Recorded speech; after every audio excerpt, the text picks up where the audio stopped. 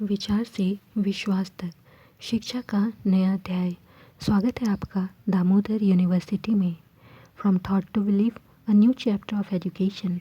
Welcome to Damodar university. Hey everyone, मैं स्मृति शाह, आपकी digital mentor. आज की क्लास में हम हेरिडिटी चैप्टर को कंटिन्यू करेंगे। आइए देखते हैं। The most obvious outcome of the reproductive process still remain the generation of individuals of similar design. The rules of heredity determine the process by which the traits and characteristics are reliably inherited. Let us take a closer look at these rules. तो हमें यहाँ पर जो rules of heredity है, इसकी वजह से जो ट्रेड्स होते हैं, वेरियस ट्रेड्स हमें देखने के लिए मिलते हैं। तो क्या कौन कौन से रूल्स हैं उनके बारे में हम देखेंगे। पहला है इनहेरिटेड ट्रेड्स। इनहेरिटेड ट्रेड्स क्या होते हैं? What exactly do we mean by similarities or differences and differences. तो सिमिलैरिटी और डिफरेंस का मतलब क्या होता है, हम क्या समझते हैं इससे? We know that a child bears all the basic features of a human being. हम जानते हैं कि जो एक बच्चा होता है उसमें एक ह्यूमन बीइंग का बेसिक फीचर ऑलरेडी प्रेजेंट, सभी बेसिक फीचर प्रेजेंट होता है। However, it does not look exactly like its parent, and human populations show a great deal of variation. तो यहाँ पर जो ऑफस्प्रिंग होता है, वो जो चाइल्ड है वो एग्जैक्टली अपने पेरेंट की तरह नहीं होता है, लेकिन जो ह्यूमन पॉपुलेशन है यहाँ पर जो वेरिएशन है, वेरिएशन का बहुत बड़ा रोल होता है ह्यूमन पॉपुलेशन में। एग्जैक्टली अपने पेरेंट की तरह नहीं होता है, लेकिन होता पेरेंट की तरह ही है। कुछ क्वालिटीज़ डिफ़र करते हैं थोड़े बहुत।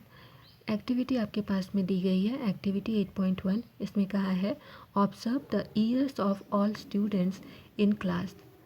तो क्लास में जितने भी स्टूडेंट हैं उनके ईयर्स को ऑब्जर्व करेंगे तो क्या होगा? Prepare a list of students having free और attached ear lobes and calculate the percentage of students having each. तो नो, ये जो आपका ईयर है, ईयर का दो तरह का फॉर्मेशन होता है। एक अटैच्ड ईयर लोब, ये है अटैच्ड ईयर लोब, और दूसरा जो है ये अटैच्ड नहीं होता है, फ्री ईयर लोब होता है। तो फ्री ईयर लोब और अटैच्ड ईयर लोब, तो इसको ऑब्जर्व करना है क्लासरूम में कितने लोगों का फ्री ईयर लोब है और कितनों का अटैच्ड ईयर लोब है। Find out about the year lobes of the parents of each student in the class. तो उनके पेरेंट्स का ईयर लोब पर भी ध्यान देना है कि उनके जो पेरेंट्स हैं उनका ईयर लोब किस तरह का है। को relate year lobes type of each student with that of their parents. तो पेरेंट के इसमें से कौन से बच्चे हैं जो उनके पेरेंट की तरह उनका ईयर लोब दिखता है। Based on this evidences suggest a possible rule for the inheritance of ear lobe type. तो यहाँ पर से आपको पता चलेगा कि ये कौन सा इनहेरिटेंस टाइप है। देखते हैं आगे। Rules for the inheritance of trait, Mendel's contribution. तो ये जो इनहेरिटेंट ट्रेट को बताने के लिए मैंडल ने कुछ एक्सपेरिमेंट्स किए थे, तो उनका क्या कंट्रीब्यूशन था इनहेरिटेंस ट्रेट के रूल्स को फाइंड करने में, देखते हैं। The rules for inheritance of such traits in human beings are related to the fact that both the father and the mother contribute practically equal amounts of genetic material to the child. तो rule of inheritance कहता है कि जो human being होता है उनमें both father और mother दोनों का इक्वल अमाउंट, दोनों का जो जीन्स होता है वो इक्वल अमाउंट में प्रेजेंट होता है। मतलब मैटरनल साइड से और पैटर्नल साइड से जो भी अमाउंट ऑफ जीन आता है वो इक्वल प्रेजेंट होता है चाइल्ड में। This means that each trait can be influenced by both paternal and maternal DNA. इसका मतलब ये हो गया कि हर एक ट्रेट जो होता है वो अपने पैटर्नल और मैटरनल डीएनए से इन्फ्लुएंस्ड होता है। Thus for each trait there will be two versions in each child. तो हर एक ट्रेट में हर एक चाइल्ड का दो वर्जन हो सकता है। What will then the trait seen in the child be. तो कौन सा ट्रेट बच्चे में दिख सकता है। Mendel worked out the main rules of such inheritance, and it is interesting to look at some of his experiments from more than a century ago। तो Mendel ने कुछ एक्सपेरिमेंट्स किए थे इस रूल ऑफ इनहेरिटेंस के लिए। तो देखते हैं क्या एक्सपेरिमेंट में था उनका। जॉन, ये है ग्रीगर जॉन मेंडल, लिखते हैं Mendel was educated in a monastery and went to study science and mathematics at the university of Vienna. तो मेंडल जो है मोनेस्ट्री से एजुकेटेड थे और साइंस और मैथमेटिक्स की स्टडी करने के लिए यूनिवर्सिटी ऑफ वियना में गए थे। Failure in the examinations for a teaching certificate did not suppress his zeal of scientific quest। तो बहुत सारे एग्ज़ाम्स दिए, तो एग्ज़ाम्स में वो जब फेल हुए थे तो उन्हें टीचिंग सर्टिफिकेट नहीं मिल पाया था। तो इसका मतलब ये जो एग्ज़ामिनेशन में जब वो फेल हुए थे, ये उनकी जो ज़ील थी, उनकी जो चाहत थी साइंटिफिक क्वेस्ट की, वो वो सप्रेस नहीं कर पाया। He went back to his monastery, वह अपने मोनेस्ट्री में वापस आ गए एंड स्टार्टेड ग्रोइंग पीस, और उसके बाद उन्होंने पी यानी कि मटर की को ग्रो करना स्टार्ट किया। Many others had studied the inheritance of traits in peas and other organisms earlier। तो उनसे पहले भी बहुत लोग पीस पर एक्सपेरिमेंट कर चुके थे, but Mendel blended his knowledge of science and mathematics and was the first one to keep count of individuals exhibiting a particular trait in each generation. लेकिन जो मैंडल सर थे, इन्होंने अपना साइंस और मैथमेटिक्स का जो नॉलेज था उनको यूज़ किया और कुछ पर्टिकुलर जनरेशन को इन्होंने ग्रो किया। This helped him to arrive at the laws of inheritance. तो यहाँ पर इस तरह से लॉस ऑफ इनहेरिटेंस के कुछ इन्होंने इनहेरिटेंस के लॉ को बताया है। Mendel used a number of contrasting visible characters of garden peas, round, wrinkled seeds, tall, short plants, white, violet flowers and so on। तो मेंडल ने बहुत सारे कॉन्ट्रास्टिंग विजिबल कैरेक्टर्स को देखा, जो गार्डन की जो पीस थी उसमें बहुत सारे कैरेक्टरिस्टिक्स उन्होंने देखा। कुछ ऐसे थे पी के सीड्स जो कि राउंड और रिंकल्ड सीड वाले थे, कुछ टॉल और शॉर्ट प्लांट वाले, कुछ टॉल या फिर शॉर्ट प्लांट्स देखने के लिए मिलते थे, कुछ के जो फ्लावर्स थे वो वाइट और वॉयलेट फ्लावर दिखते थे। इस तरह से उनको बहुत सारे वेरिएशंस देखने के लिए मिले। He took peas plant with different characteristics, a tall plant and a short plant. तो इन्होंने क्या किया कि ऐसे पी प्लांट को लिया जिसकी कैरेक्टरिस्टिक्स डिफरेंट थे, जैसे कि एक टॉल प्लांट ले लिया और दूसरा शॉर्ट प्लांट ले लिया, and produce progeny by crossing them, और उसके बाद उसको क्रॉस करवा करके उन्होंने प्रोजीनी को प्रोड्यूस किया, and calculated the percentage of tall and short progeny. तो इसके बाद में इसमें कितना परसेंट टॉल था, कितना परसेंट शॉर्ट प्रोजीनी आया, इसको उन्होंने कैलकुलेट किया कितना परसेंटेज था उनका। In the first place there were no half way characteristics in the first generation of figure of F1 progeny, no medium height plants. तो यहाँ पर जो फर्स्ट प्लेस में जो पहला जो जनरेशन था उसको F1 प्रोजीनी कहा गया। तो इसमें कोई भी हाफ वे कैरेक्टरिस्टिक्स उनको देखने के लिए नहीं मिला, कोई भी मीडियम हाइट का प्लांट उनको देखने के लिए नहीं मिला। ऑल प्लांट्स वर टॉल, इसमें जो भी प्लांट थे वो टॉल थे। तो इन्होंने ये आपका F1 जनरेशन है, F1 जनरेशन में इन्होंने ग्रो करवाया था, एक टॉल प्लांट था और उसके बाद में इन्होंने एक शॉर्ट प्लांट था, इसको आपस में इन्होंने क्रॉस करवाया। क्रॉस करवाने के बाद में यहाँ पर जो भी ऑफस्प्रिंग आए, ये सभी के साथ सभी ऑफस्प्रिंग क्या आए, टॉल आए, जो ये इनका F2 जनरेशन हो गया। लिखा है this mean that only one of the parent trait was seen, not some mixture of two. तो इसका मतलब है सिर्फ एक जो है पेरेंट ट्रेट यहाँ पर देखने के लिए मिला, कुछ मिक्सचर देखने के लिए, दोनों का मिक्सचर देखने के लिए इन्हें नहीं मिला। So the next question was where the tall plant in the F1 generation exactly the same and as the tall plants of the parent generation. तो यहाँ पर जो F1 जनरेशन जो है इसमें पेरेंट जनरेशन की तरह उन कैरेक्टरिस्टिक नहीं थे, वो कहाँ गए थे। Mendel experiment test this by getting both the parental plants and this F1 tall plant to reproduce by self pollination. तो यहाँ पर ये जो F1 प्लांट था F1 जनरेशन का प्लांट था, इसको इन्होंने सेल्फ पॉलिनेशन के थ्रू रिप्रोड्यूस करवाया। The progeny of the parental plants are of course all tall. तो यहाँ पर जो प्रोजीनी थे पेरेंटल प्लांट्स के, ये सभी टॉल थे। हाउएवर द सेकेंड जनरेशन और F2 progeny of the F1 tall plants are not at all. तो यहाँ पर सेकेंड जनरेशन की बात हो रही है या F2 जनरेशन की बात हो रही है, तो इसमें जो प्रोजेनी थे F1 के, ये टॉल प्लांट्स थे और ये सभी जो थे सभी टॉल नहीं थे।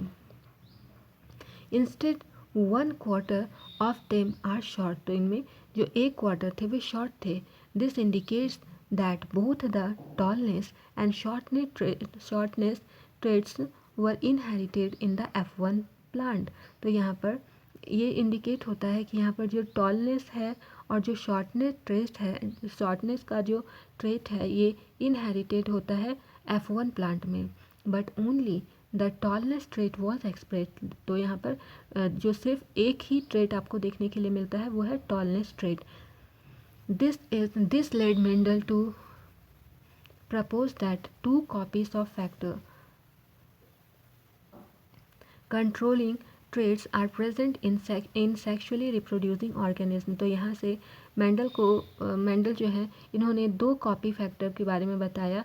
यहाँ पर मतलब सेल का जो जीन है इनके बारे में बताया कि यहाँ पर कैसे कंट्रोल होता है, ट्रेट को कैसे सेक्शुअली रिप्रोड्यूस करने के बाद कैसे उसको कंट्रोल किया जाता है।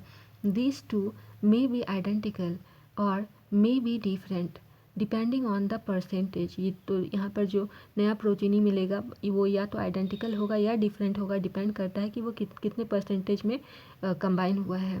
A pattern of inheritance can be worked out with the assumptions as shown in figure 8.3। तो यहाँ पर 8.3 के थ्रू कुछ पैटर्न को एज्यूम किया गया है। वो है जैसे कि अभी हमने देखा था, ये पहला था टॉल प्लांट और ये शॉर्ट प्लांट। तो इसको जब क्रॉस करवाया गया तो क्या मिला, सभी के सभी जितने प्लांट थे तो डोमिनेंस किसका हुआ, टॉल प्लांट का हुआ। तो सभी के सभी ऑफस्प्रिंग जो थे यहाँ पर इस केस में टॉल प्लांट हुए। तो ये हो गया F2 जनरेशन। फिर क्या किया गया है, जो टॉल प्लांट है यहाँ पर ये भी टॉल प्लांट है, ये भी टॉल प्लांट है। जब दोनों टॉल को क्रॉस करवाया गया तो सभी जो ट्रेट आपको देखने के लिए मिले हैं ये क्या दिख रहे हैं, सभी के सभी टॉल देखने के लिए मिल रहे हैं। एक्टिविटी 8.2 कह रहा है, in figure 8.3 what experiment would be to confirm that F2 generation did in fact have a 1:2:1 ratio of TT and small T trait combine. तो यहाँ पर फिगर्स में ये एक्सपेरिमेंट के थ्रू बताना है कि कितना रेशियो इसको चाहिए होती है। तो देखते हैं क्या होता है। In this explanation both capital T and capital T small T are tall plants.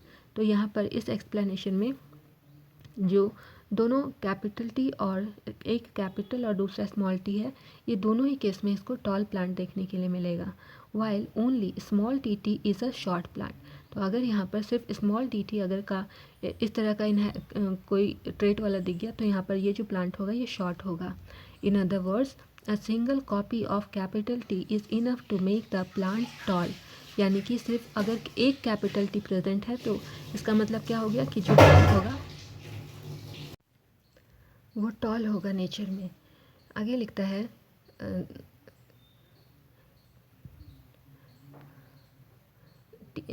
Capital T is enough to make the plant tall while both copies have to be small T for the plant to be short. तो अगर दोनों copy जो है वो small T आएगा तो इसका मतलब जो प्लांट है वो शॉर्ट होगा। और लॉन्ग होने के लिए दो में से एक भी अगर कैपिटल टी है तो आपका जो ट्रेट होगा वो कैपिटल टी यानी कि लॉन्ग होगा। Traits like capital T are called dominant trait. तो ये जो कैपिटल टी नाम का ये जो ट्रेड दिख रहा है इसको कहते हैं डोमिनेंट ट्रेड, जिसका जो डोमिनेंट होता है। While those that behave like small T are called recessive trade. तो यहाँ पर उसके बारे में बता रहा है जो स्मॉल टी की तरह बिहेव करता है उसको रिसेसिव ट्रेड कहते हैं। तो एक डोमिनेंट ट्रेड हो गया हमारे पास में और दूसरा है रिसेसिव ट्रेड।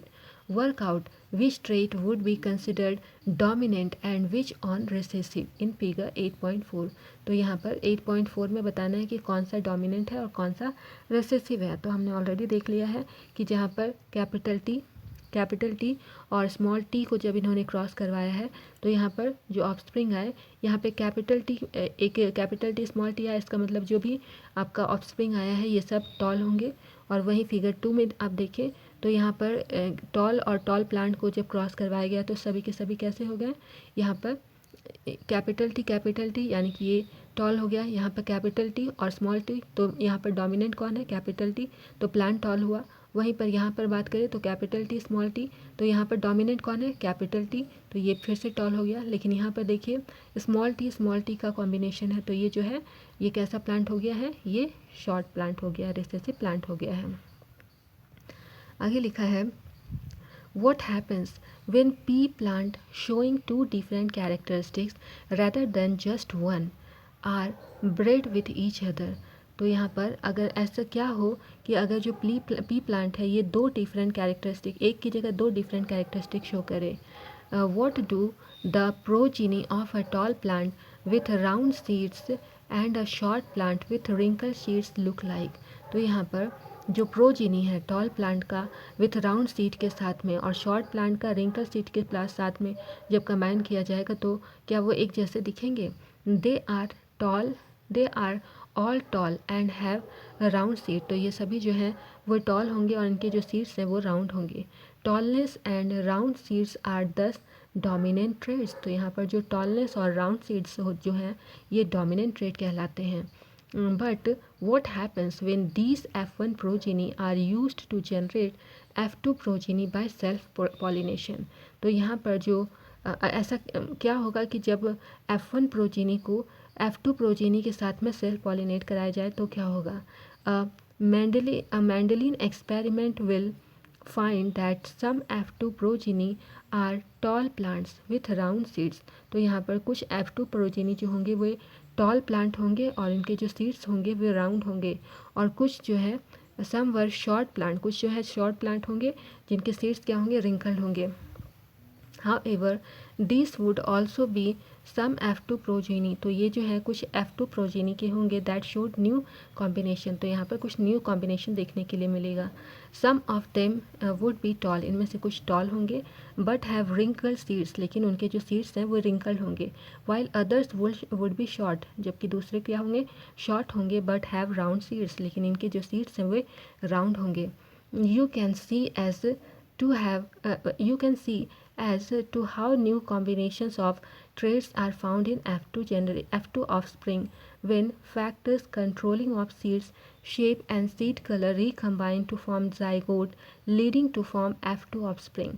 तो यहाँ पर आप देख सकते हैं कि यहाँ पर जो न्यू कॉम्बिनेशन ट्रेट का बना, यहाँ पर जो F2 ट्रेट में आया, यहाँ पर जो ऑफस्प्रिंग है इसमें कंट्रोलिंग फैक्टर क्या था, यहाँ पर शेप, सीड का शेप कैसा है, सीड का कलर कैसा है, और ये कंबाइन करने के बाद जो F2 जनरेशन में जायगोट का फॉर्मेशन कर रहे हैं, ये चीज़ें डिपेंड कर रही है कि कैसा आपका F2 जनरेशन होगा।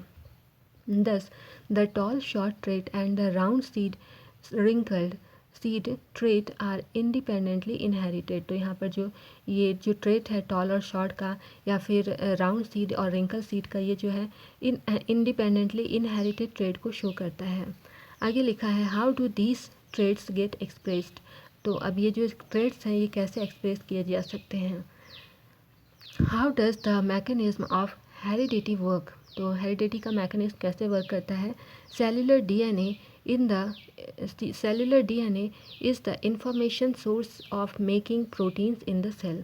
तो सेल में प्रोटीन बनाने के लिए जो इंफॉर्मेशंस होते हैं सेल्स में वो कहाँ से आते हैं, डीएनए से आते हैं। section of DNA that provides information for one protein is called the gene of that plant। तो यहाँ पर जो डीएनए का सेक्शन होता है जो कि प्रोटीन के इंफॉर्मेशन को प्रोवाइड करता है, इसको ये जो है जीन कहलाता है। How do proteins control the characteristics that we are discussing here. तो प्रोटीन ये कैरेक्टरिस्टिक्स को कैसे कंट्रोल करता है वो देखेंगे। Let us take the example of tallness as a characteristic. तो यहाँ पर एक कैरेक्टरिस्टिक को एग्जाम्पल टॉलनेस की को एक एग्जाम्पल लेते हैं। We know that plants have hormones that can trigger growth. तो प्लांट में जो हार्मोन होते हैं वे ग्रोथ को ट्रिगर करते हैं, ये हम जानते हैं। प्लांट हाइट कैन दस depend on the amount of particular plant hormone. तो प्लांट का हाइट इस बात पर डिपेंड करता है कि प्लांट में जो पर्टिकुलर अमाउंट जो प्लांट में जो हार्मोन है वो कितना पर्टिकुलर अमाउंट में प्रेजेंट है। The amount of the plant hormone made will depend on the efficiency of the process of making it. तो यहाँ पर किस तरह से प्लांट का हार्मोन जो है ये इफ़िशियंसी पर इसका डिपेंड करता है कि किस तरह से कौन सा प्लांट बनेगा।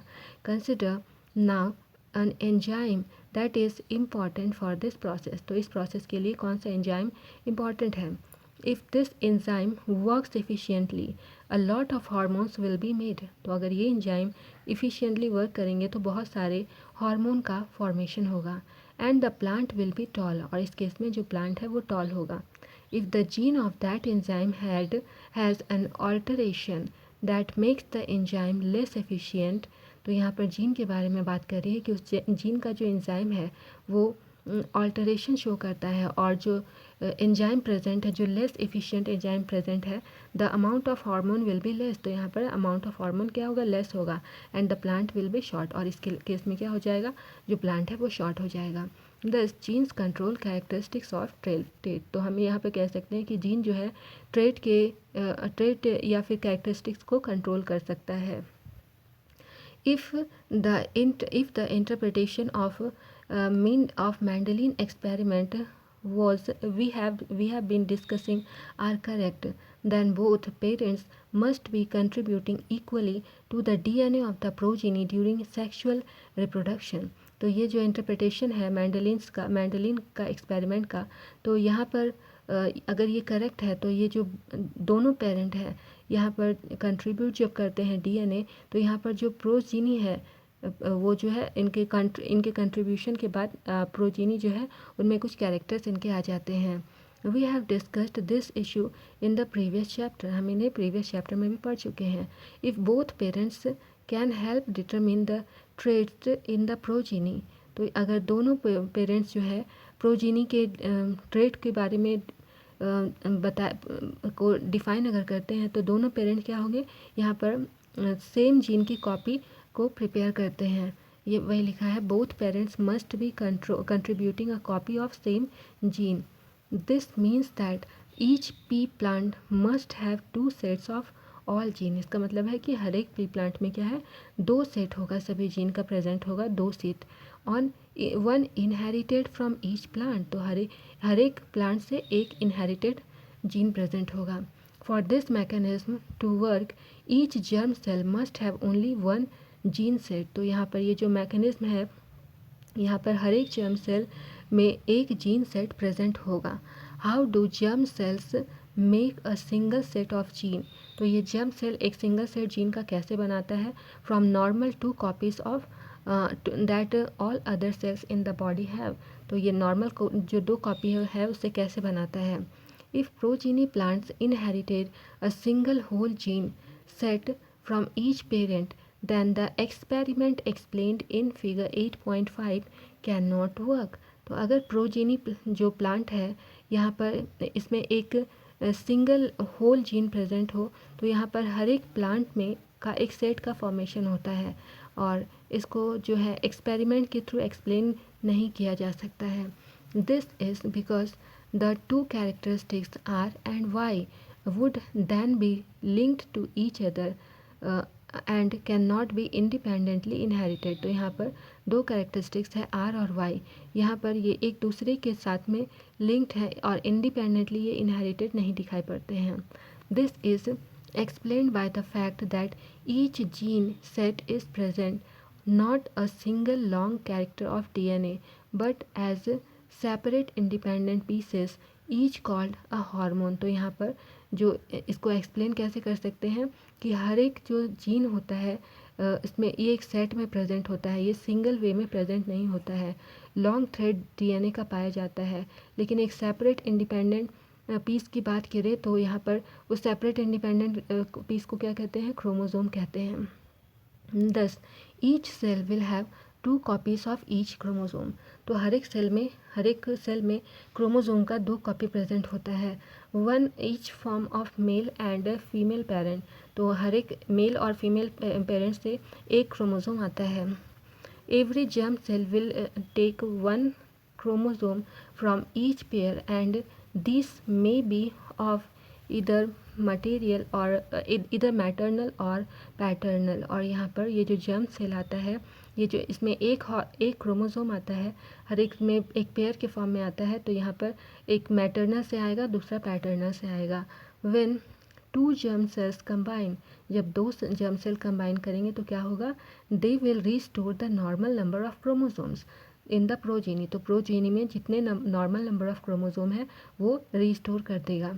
Ensuring that stability of the DNA of the species. तो यहाँ पर जो स्पीसीज़ का जो डीएनए में जो स्टेबिलिटी के लिए ज़रूरी है, जो जो क्वालिटीज़ उसमें चाहिए वो उसमें रिस्टोर होती है। Such a mechanism of inheritance explains the result of Mendel's experiment and is used by all sexually reproducing organisms. तो यहाँ पर लिखा है कि ऐसा जो मैकेनिज्म है वो इनहेरिटेंस रिज़ल्ट जो मेंडल का एक्सपेरिमेंट है उसके थ्रू देखा गया है कि इस तरह का जो रिज़ल्ट पाया गया है जो सेक्सुअली रिप्रोड्यूस होते हैं जो ऑर्गेनिज्म उसमें। But A sexually reproducing organism also follow similar rules of inheritance. तो बात करें कि ए सेक्सुअली रिप्रोड्यूसिंग ऑर्गेनिज्म की, तो वो भी इसी इनहेरिटेंस के रूल को फॉलो करते हैं। Can we work out how their inheritance might work. तो कैसे ये इनहेरिटेंस वर्क करता है इसके बारे में हम देखेंगे। तो यहाँ पर सेक्स डिटर्मिनेशन से पहले ये जो हमारे पास में डायग्राम्स थे इनके बारे में देख लेते हैं कि इसमें क्या कहा गया था। तो यहाँ पर आपके पास में ये जो है क्रॉस फर्टिलाइजेशन यहाँ पर करवाया गया है। दो टाइप के आपके पास में प्लांट के पार्ट है, तो इनको क्रॉस फर्टिलाइजेशन कराया गया है। तो ये आपका जो नया इसका ये जो निकला ये आपका जो है सेल्फ फर्टिलाइजेशन के थ्रू में नया बना है, तो सब्सटेंस ये F1 जनरेशन कहलाया। नेक्स्ट है उसके बाद में F2 जनरेशन में वापस ये जो F2 जनरेशन में जब ये फर्टिलाइज हुआ है तो ये आपका इस तरीके से देखा गया इसमें डिफरेंस कलर्स में। तो ये कैसा हुआ 3:1 के रेशियो में आया F2 जनरेशन में। वहीं पर इस डायग्राम में देखेंगे तो यहाँ पर जो आपका ये फर्स्ट है आपका जो ग्रीन पी जो था, पी का कलर यहाँ पर एक रेड एक आपका ग्रीन पी है और एक येलो पी है। तो यहाँ पर राउंड और ग्रीन है फर्स्ट केस में, ये तो आर आर वाई वाई है। और यहाँ पर देखिए स्मॉल आर स्मॉल वाई है दोनों कॉम्बिनेशन में, तो ये रिंकल है और ये येलो कलर का है। तो जब ये कंबाइन करेगा तो क्या बन रहा है, ये आर वाई बन रहा है, यानी कि रेड और वाई आर वाई, यानी कि आर और एक ये आर डोमिनेंट इसमें से कौन सा होगा, आर वाला डोमिनेंट होगा। तो कैपिटल का मतलब है जो कैपिटल है वही डोमिनेंट होता है। तो ये आर वाई शेप का हो गया। यहाँ पर क्या हुआ, ये दोनों कंबाइन किया तो एक क्रोमोसोम इसका आया और एक क्रोमोसोम इसका आया, तो स्मॉल आर और वाई कैपिटल वाई। तो ये इसका कॉम्बिनेशन ये बना है। तो यहाँ पर भी डोमिनेंट कौन सा होगा, वाई डोमिनेंट हो गया। अब फर्दर इन दोनों को फ्यूज़ करवाया गया तो आपके पास में क्या बन रहा है, यहाँ पर दोनों में क्या था जनरेशन में कैपिटल आर और यहाँ पर वाई था। तो ये जब कंबाइन करेगा तो यहाँ पर F1 जनरेशन में जो कलर आपका आया है ये राउंड बनेगा, आर आर वाई वाई, यहाँ पर राउंड और येलो कलर का पी का सीड देखने के लिए मिलेगा। नाउ अब दोनों जो आपके पास में आर आर और वाई वाई है, दो आर आर और वाई वाई को आपस में कंबाइन किया गया है। तो अब जब इसको कंबाइन करेंगे तो यहाँ पर किस तरह से फॉर्मेशन होगा, तो यहाँ पर कॉम्बिनेशन होगा। तो ये जो है फॉर्मेशन के बाद में इस तरह से F2 प्रोजेनी का फॉर्मेशन होगा। तो इस फॉर्मेशन में ये जब कंबाइन किया है तो बन रहा है, कंबाइन करने के बाद एक आर वाई बनेगा, पहला इससे आएगा, पहले आर और वाई इस तरह से कंबाइन करेगा, आर वाई फिर आर और स्मॉल वाई, फिर स्मॉल आर वाई के साथ में कंबाइन करेगा कैपिटल वाई के साथ में, तो उसके बाद में आर वाई हो गया। फिर आपका स्मॉल आर किससे कंबाइन करेगा, वाई से, स्मॉल वाई से। उसी तरह से फिर आते हैं इसके बाद में फिर आते हैं कैपिटल आर की बात करें, कैपिटल आर वाई से कंबाइन करेगा। तो इसी तरह से आपका ये जो है पूरा का पूरा डायग्राम इस तरह से बनेगा। तो यहाँ पर फाइनली आपके पास में जो रेशियो आएगा, यहाँ पर 315 राउंड आपको बॉल्स मिलेंगे और राउंड और येलो कलर के बॉल्स आपको देखने के लिए मिलेंगे। तो यहाँ पर इसका रेशियो पूरा का पूरा दिया है कि कितने राउंड होंगे, कितने ग्रीन होंगे, येलो होंगे। तो नंबर ऑफ सीड्स आपका कितना टोटल बनेगा 556, और ये जो है राउंड ऑफ बॉल्स कितने होंगे 16 होंगे। आगे देखते हैं सेक्स डिटर्मिनेशन कैसे होता है।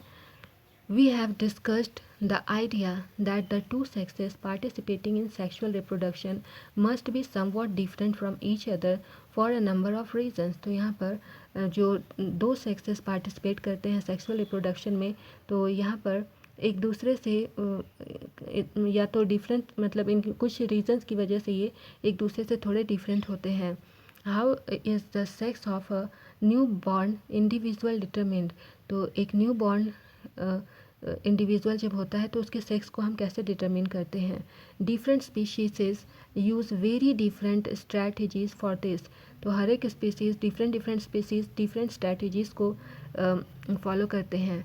सम rely entirely on environmental cues. तो यहाँ पर कुछ जो है पूरे इन्वायरमेंटल क्यूज़ पर रिलाई करते हैं। Thus, in some animals, like a few reptiles, the temperature at which fertilized eggs are kept determines whether the animals developing in the egg will be male or female।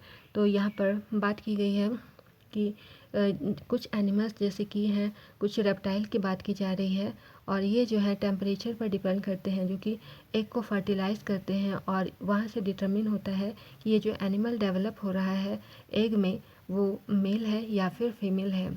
In other animals such as snail individuals can change sex. तो इससे कुछ इन ऐसे भी animals होते हैं जैसे कि snail की बात की गई है, तो ये जो है अपना सेक्स चेंज करते हैं। Indicating the sex is not genetically determined. तो यहाँ पर ये जेनेटिकली डिटरमाइन नहीं हो पाता है। However in human beings the sex of the individual is largely genetically determined. तो यहाँ पर ह्यूमन बींग की बात करें तो यहाँ पर जो है जो इंडिविजुअल का सेक्स है ये इजीली डिटरमिन किया जा सकता है। In other words the gene inherited from our parent decide whether we will be boys और गर्ल्स। तो यहाँ पर जो पेरेंट्स से जीन हमारे पास में आएंगे वहाँ वो ये डिसाइड करता है कि जो ऑफस्प्रिंग है वो बॉय होगा या फिर गर्ल होगा। But so far we have assumed that similar gene sets are inherited from both parents. तो यहाँ पर हम एज्यूम कर सकते हैं कि दोनों पेरेंट्स से सिमिलर जीन सेट आते हैं। If that is the case, how can genetic inheritance determine sex? अगर ऐसा केस है तो हम इनहेरिटेंस जो है वो सेक्स को कैसे डिटरमाइन कर सकता है, जेनेटिक इनहेरिटेंस सेक्स को कैसे डिटरमाइन कर सकता है। The explanation lies in the fact that all human chromosomes are not paired. तो यहाँ पर सभी जो क्रोमोसोम्स होते हैं ह्यूमन के वो पेयर में नहीं होते हैं। Most human chromosomes have a maternal and paternal copy and we have 22 such pairs। तो जो मोस्ट ऑफ द क्रोमोसोम्स होते हैं उसमें मैटरनल और पैटर्नल कॉपी पाई जाती है और हमारे पास में इस तरह के 22 पेयर्स प्रेजेंट हैं। But one pair called the sex chromosome is odd in not always being a perfect pair. तो यहाँ पर ये जो एक पेयर होता है इसमें सेक्स क्रोमोसोम कहलाता है और ये हमेशा जो एक परफेक्ट पेयर नहीं बना पाता है। Women have a perfect pair of sex chromosome. Women में एक परफेक्ट पेयर होता है सेक्स क्रोमोसोम का और पेयर क्या होता है एक्स वैक्स। इनमें जो दोनों क्रोमोसोम प्रेजेंट होते हैं वो एक्स प्रेजेंट होते हैं। But man have a mismatched pair in which one is normal sized X while the other is a short one called Y. तो मैन की बात करें तो यहाँ पर जो है मिसमैच्ड पेयर ऑफ क्रोमोसोम होता है। नॉर्मल सेट में एक एक्स क्रोमोसोम प्रेजेंट होता है और दूसरा वाई क्रोमोसोम प्रेजेंट होता है। So women are X X while man are X Y. तो वीमेन में की बात करें तो यहाँ पर क्रोमोसोम कौन कौन सा है एक्स एक्स, और फीमेल मेल की बात करें तो यहाँ पर एक्स वाई हो गया। Now can we work out what the inheritance pattern of x and y will be। तो अब हम यहाँ से क्या पता कर सकते हैं कि inheritance क्रोमोसोम x और y का क्या होगा। as figure 8.6 shows half the children will be boys and half will be girls। तो यहाँ पर half children boys हो सकते हैं और half girls हो सकते हैं। all children will inherit an x chromosome from their mother regardless of whether they are boys or girls। तो यहाँ पर जो हाफ चिल्ड्रन होंगे वो बॉयज़ होंगे, हाफ गर्ल्स होंगे, और जो सभी चिल्ड्रन हैं वो इनहेरिटेड होंगे एज एक्स क्रोमोसोम, जो उसकी मदर या फिर के थ्रू आ रहा होगा। तो यहाँ से जो आगे देखते हैं क्या लिखा है। दस the sex of children will be determine by what they inherited from their father. तो यहाँ से पता चलता है कि इनहेरिटेड जो ट्रेट होते हैं वो फादर के थ्रू पता चलता है कि कौन सा क्रोमोसोम आ रहा है। तो क्रोमोसोम क्योंकि फादर में एक्स वाई प्रेजेंट होता है, तो अगर एक्स क्रोमोसोम फादर के साइड से आएगा तो जो चाइल्ड होगा वो गर्ल होगा, और अगर वाई क्रोमोसोम आया तो जो चाइल्ड होगा वो बॉय होगा। A child who inherited an X chromosome from her father will be a girl. वही लिखा है कि अगर एक्स क्रोमोसोम आता है फादर से तो जो चाइल्ड होगा वो गर्ल होगी, और and one who inherited Y chromosome from him will be boy. और अगर पेरेंट्स से वाई क्रोमोसोम आता है तो जो चाइल्ड होगा वो क्या होगा, बॉय होगा। अब हमारे पास कुछ क्वेश्चंस हैं। इन क्वेश्चंस को देखने से पहले हम इस चैप्टर में अभी तक हमने क्या पढ़ा है एक बार देख लेते हैं। Variations arising during the process of reproduction can be inherited. तो यहाँ पर जो वेरिएशंस होते हैं रिप्रोडक्शन प्रोसेस के दौरान ये इनहेरिटेड होते हैं। These variations may lead to increased survival of the individual। ये जो वेरिएशन होते हैं ये इंडिविजुअल के सर्वाइवल के लिए ज़रूरी होते हैं। Sexually reproducing individuals have 2 copies of gene. तो यहाँ पर सेक्सुअली रिप्रोड्यूसिंग इंडिविजुअल में जीन की 2 कॉपी होती है, सेम ट्रेट के जीन की 2 कॉपीज़ होती हैं। If the copies are not identical, अगर ये जो कॉपीज़ है आइडेंटिकल नहीं हुई तो क्या होगा, the trait that gets expressed is called the dominant trait. तो यहाँ पर जो ट्रेट एक्सप्रेस किया जाएगा उसे क्या बोलते हैं, डोमिनेंट ट्रेट कहते हैं। और जो अदर है and the other is called the recessive trait, और दूसरा जो ट्रेट है वो उसे क्या कहते हैं, रेसेसिव ट्रेट कहते हैं। ट्रेट्स इन वन इंडिविजुअल में बी इनहेरिटेड सेपरेटली। तो एक इंडिविजुअल में जो ट्रेट है वो सेपरेटली इनहेरिटेड किया जा सकता है, giving rise to new combinations of trait in the offspring of sexual reproduction. आगे लिखा है sex is determined by different factors in various species.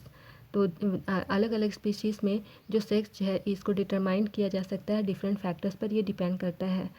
In human beings the sex of a child depend on whether the paternal chromosome is x और Y. तो human के भी case में बात करें तो यहाँ पर जो सेक्स है चाइल्ड का है ये इस बात पर डिपेंड करता है कि पैटर्नल साइड से कौन सा क्रोमोसोम आया।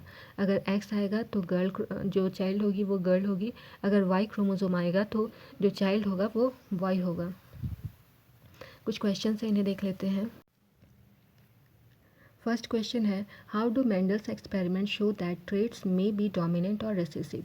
तो मेंडल का एक्सपेरिमेंट ये कैसे शो करता है कि जो ट्रेट है कौन सा डोमिनेंट होगा या फिर रिसेसिव होगा।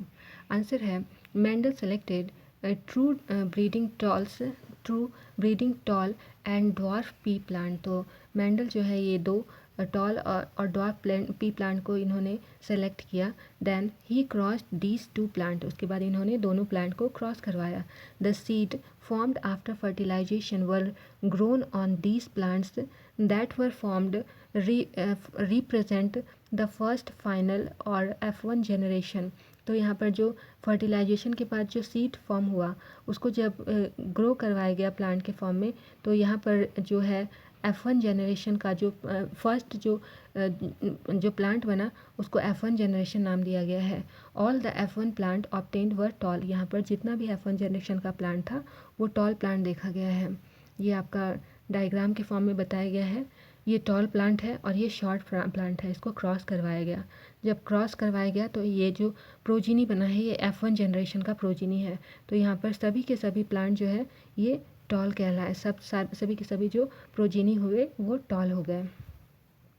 Then Mendel self-pollinated the F1 plants and observed that all plants obtained in the F2 generation will not tall। इसके बाद में इन्होंने क्या किया कि मेंडल जो है इन्होंने F1 प्लांट, ये जो फर्स्ट जनरेशन का था F1 प्लांट को, ये आपस में इन्होंने फिर से क्या किया कि इसको क्रॉस पॉलिनेट करवाया, और इसके बाद जो नया जनरेशन आया उसको नाम क्या दिया गया है, F2 जनरेशन। और यहाँ पर जो प्लांट था ये सभी के सभी जो है वो टॉल नहीं थे।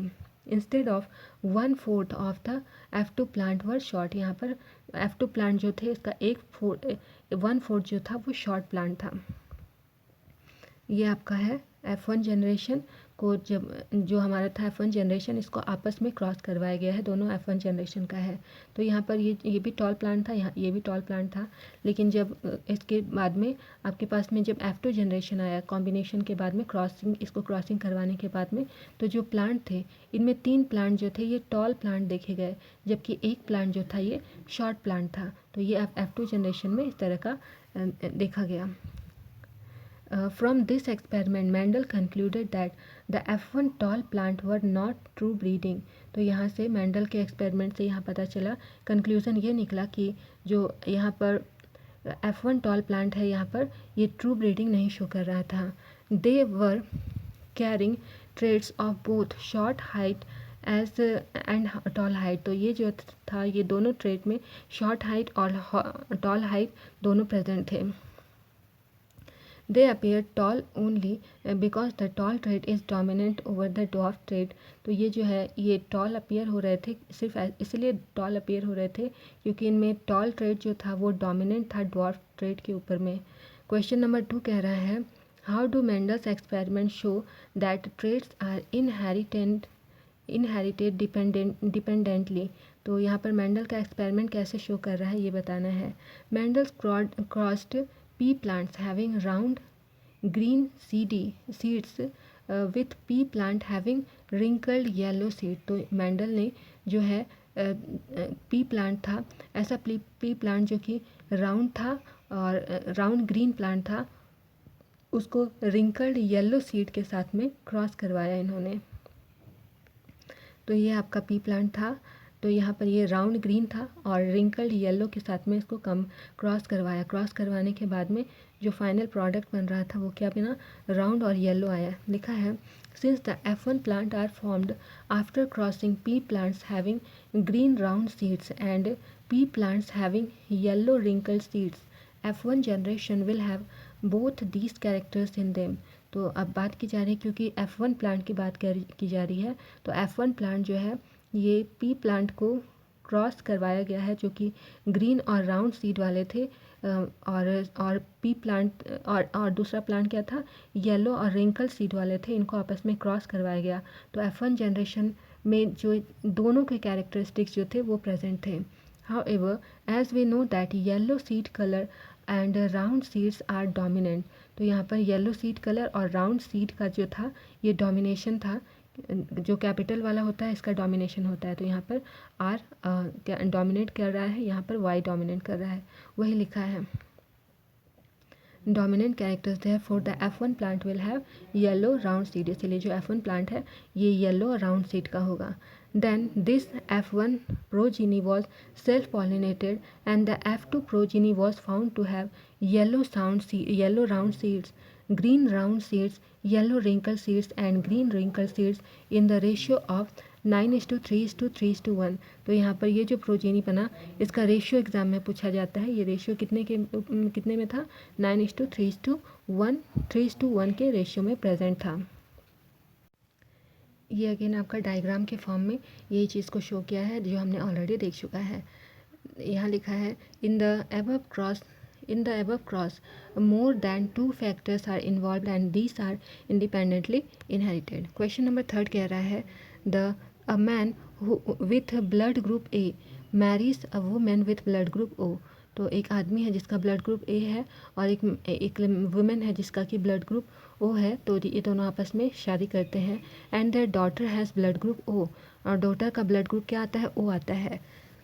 Is this information enough to tell you which of the trait blood group A और ओ इज़ डोमिनेंट और वाई नॉट। तो यहाँ पर ये जो इन्फॉर्मेशन है क्या काफ़ी है कि बताने के लिए कि कौन सा ट्रेट जो है यहाँ पर डोमिनेंट है। तो आंसर है no, this information is not sufficient to determine whether the traits blood group A और ओ इज़ डोमिनेंट। तो ये इन्फॉर्मेशन जो है ये नहीं बता सकती है कि ए डोमिनेंट है या ओ डोमिनेंट है। This is because we do not know about the blood group of all the progeny. तो ऐसा इसलिए होता है कि सभी दोनों प्रोजेनी का हमारे पास में ब्लड ग्रुप नहीं था। Blood group A can be genotypically A और ए ओ। तो यहाँ पर जो ब्लड ग्रुप बनेगा वो ए बनेगा या फिर ए ओ बनेगा। Has the information is incomplete to draw any such conclusion. तो यहाँ पर इस तरह का कंक्लूजन निकाल पाना मुश्किल है। क्वेश्चन नंबर 4 कह रहा है how is the sex of child determined in human being. तो ह्यूमन बींग में किसी चाइल्ड का सेक्स कैसे पता किया जा सकता है। आंसर है in human beings the females have two X chromosomes and the male have X and Y chromosome. तो यहाँ पर बात की जाए ह्यूमन बींग में तो फीमेल में 2 एक्स क्रोमोसोम होते हैं जबकि मेल में एक एक्स और दूसरा वाई क्रोमोसोम होता है। Therefore the females are X X and males are X Y. तो जो फीमेल होती है वो एक्स एक्स होती हैं और जो मेल होता है वो एक्स वाई होता है। The gametes as we know receive half of chromosome. तो गैमेट जो है हाफ क्रोमोसोम को रिसीव करता है। The male gamete have 22 autosomes and इधर एक्स और वाई सेक्स हार्मोन। तो यहाँ पर मेल गैमेट में 22 ऑटोसोम्स प्रेजेंट होते हैं, या तो एक्स होगा या फिर वाई सेक्स क्रोमोसोम होगा। टाइप ऑफ मेल गैमेट, तो यहाँ पर मेल गैमेट का टाइप क्या है 22 प्लस एक्स। कौन सा डिपेंड करता है कि कौन सा क्रोमोसोम वाई मेल साइड से आया है। तो 22 आपका जो है मेल गैमेट 22 आपका हो गया प्लस एक्स या फिर 22 प्लस वाई आएगा। However since the female have X X chromosomes sex chromosome, तो फीमेल में सिर्फ एक्स एक्स सेक्स क्रोमोसोम पाया जाता है। Their gamete can only be X sex chromosome. तो यहाँ पर जो गैमेट होगा इसमें सिर्फ एक्स सेक्स क्रोमोसोम प्रेजेंट होगा। टाइप ऑफ फीमेल गैमेट, तो यहाँ पर फीमेल गैमेट का टाइप क्या होगा 22 प्लस एक्स। तो फादर है, यहाँ पर ये डायग्राम के थ्रू बताया गया है। ये फादर है, इसके पास एक्स वाई क्रोमोसोम है, मदर के पास एक्स एक्स क्रोमोसोम है। जब ये कंबाइन करेंगे तो यहाँ से एक्स आएगा, फादर के पास से अगर एक्स आया तो मदर के पास तो ऑलरेडी एक्स है ही, तो एक्स एक्स कंबाइन करेगा तो यहाँ पर डॉटर फॉर्म यानी गर्ल चाइल्ड का फॉर्मेशन होगा। वहीं फादर से अगर एक्स, यदि फादर से वाई आया और मदर से एक्स ही आएगा तो इस केस में क्या होगा सन का फॉर्मेशन होगा। वहीं अगर मदर से एक्स आया और फादर से अगेन एक्स आया तो डॉटर का फॉर्मेशन होगा। वहीं अगर मदर से एक्स आया और फादर से वाई आया तो फिर से सन का फॉर्मेशन होगा। लिखा है दस the mother provide only x chromosome. तो यहाँ से पता चलता है कि मदर जो है सिर्फ एक्स क्रोमोसोम ही प्रोवाइड कर पाती है। The sex of the baby is determined by the type of male gamete और and that fuses with the X chromosome of the female. तो यहाँ पर किसी बेबी का जो सेक्स है वो डिटरमिन कर पाता है इस बात पर कि जो मेल गैमेट है वो एक्स है या फिर वाई है, जो हमारा एक्स क्रोमोसोम फीमेल के एक्स क्रोमोसोम के साथ में फ्यूज़ कर रहा है। तो ये थी हमारी आज की क्लास। यदि कोई भी डाउट हो तो आप हमारे डी के कमेंट सेक्शन में अपना सवाल ज़रूर पूछें। मैं हर एक लर्नर को रिप्लाई करने की कोशिश करूँगी। Okay then keep learning keep growing only at D U. See you soon, bye bye.